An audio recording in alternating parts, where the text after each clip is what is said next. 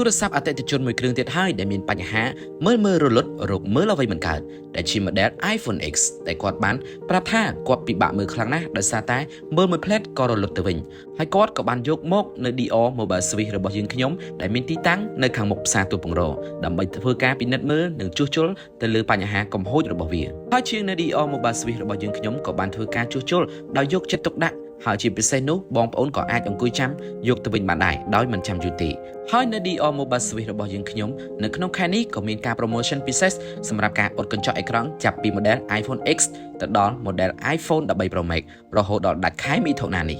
ហើយយើងក៏មានសេវាកម្មជាច្រើនដូចជាការប៉ូលីអេក្រង់ការអ៊ុតកញ្ចក់ថាច់ការផ្លាស់ប្ដូរថ្មគ្រប់ស៊េរីឬក៏ការជួសជុលគ្រឿងម៉ាស៊ីនផ្សេងៗទៀតជាច្រើន